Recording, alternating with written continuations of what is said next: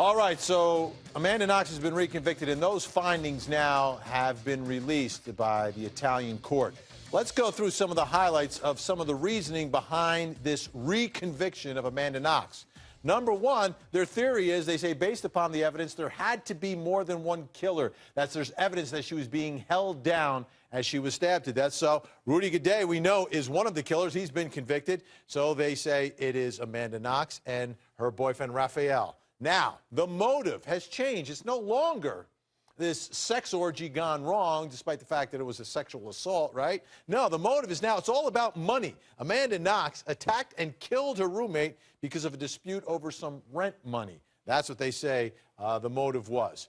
False accusations. This is probably one of the biggest facts used by the court against Amanda Knox, is that she lied. She pointed the finger at an innocent man and said, this bar owner, he was the one who did it. Why would she point the finger at him, except for the fact that she's trying to cover for herself and she is actually guilty, so she wants to deflect the blame somewhere else and made this false accusation, which she was convicted of. Okay, traces of blood and DNA found inside that bathroom. Now, this is the bathroom where Amanda Knox, you know, she took a shower, admittedly. She lived there every day. They say her blood and DNA is mixed up with the victims. Well, they both lived in the same apartment. Also, the DNA on the knife that was found at her boyfriend's apartment that had Amanda Knox's DNA on it, according to prosecutors. That's part of the evidence that they say they have. All right, now, let's do this. Let's take a look at the timeline, because you look at the timeline, and according to prosecutors, there is a story that Amanda Knox has put out there, along with her boyfriend, about where they were and what they were doing. 8 o'clock, she was at her boyfriend's house, at Raphael's. At 11 p.m., Raphael was on the phone. At 10:30 the next morning, that's when Amanda Knox told investigators that she woke up and went home. She then goes home and sees the door open, sees blood, but still takes a shower. Doesn't stop there, continues just doing like it's any other normal day, despite the fact that the door was open and there was blood.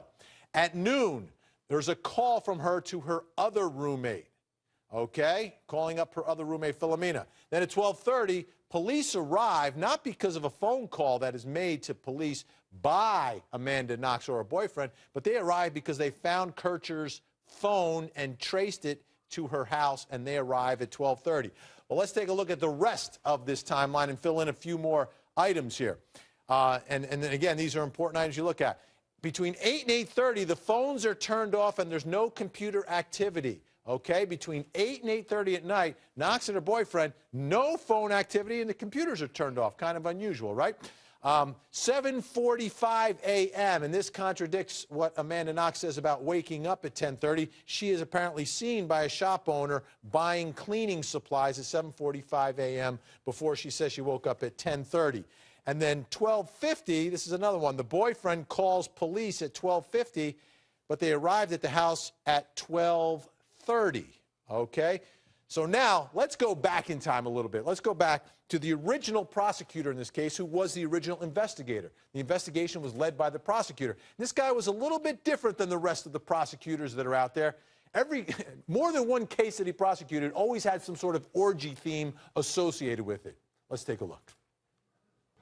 Right, what people don't understand is that a prosecutor like Giuliano Mangini is both investigator and prosecutor, so he's controlling what the police look at. The devoutly Catholic Manini was known as a tough, no-nonsense prosecutor. He is a staunch Catholic. He believes that in his town there are people who are practicing these dark ritual acts, and that the fact that it happened on All Souls Night was part of the clue to him that this was a ritual act.